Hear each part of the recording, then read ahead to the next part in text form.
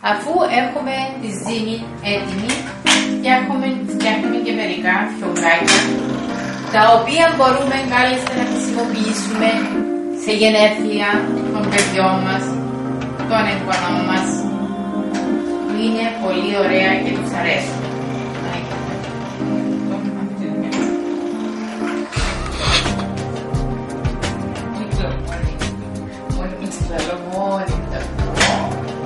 Δεν πειράζει, Στεφάνη, δεν το βάλεις μέση.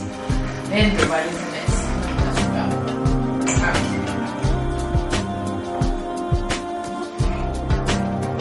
Εγώ έχουμε μισά. Σε σύντομα κακαβά. Και τα τσιμπάμε έτσι.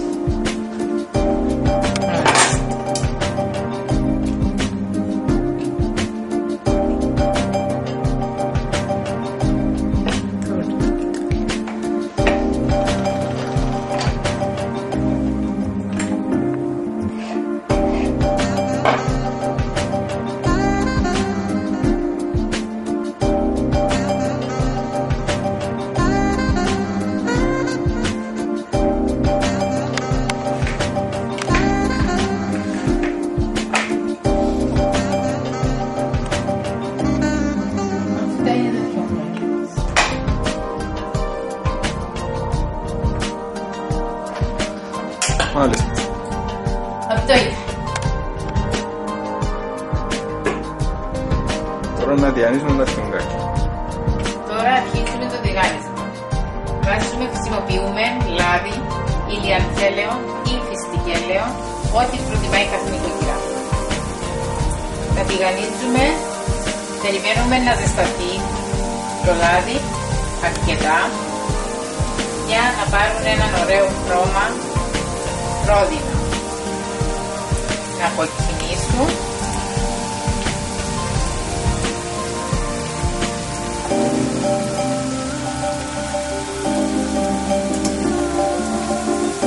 Και μόλις κοκκινήσουν Και σε ένα λεπτό είναι έτοιμα. θα τα γυρίσουμε. Εννοείται.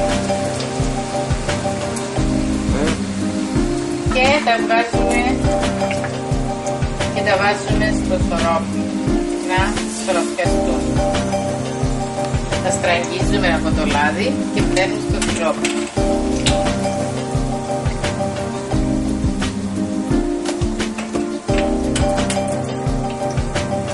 Τα βγάζουμε από το σιρόπι αμέσως.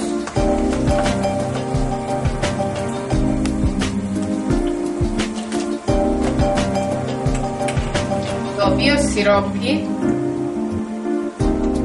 φτιάχνουμε με 1 κιλό ζάχαρη και 3,5 ποτήρια νερό. Βάζουμε την κανέλα,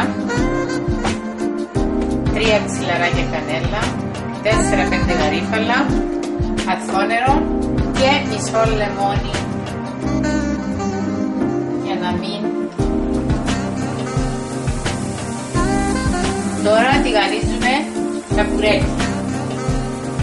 Τα πουρέκια μας τα τρίγουμε. Γιατί βάλουμε το λεμόνι. Για να μην ζαχαρώσουν. Μάλιστα. Για να μην ζαχαρώσει το σιρόπι. Το σιρόπι βράζουμε το Το βράζουμε για 5 λεπτά. 5 λεπτά και είναι έτοιμο. Το εκμυλώσουμε λίγο τη φωτιά.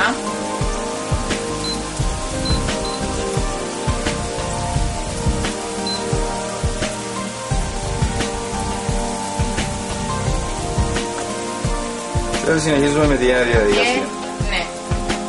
Συνεχίζουμε την ίδια διαδικασία με τα κουρέκια και τα δάχτυλα.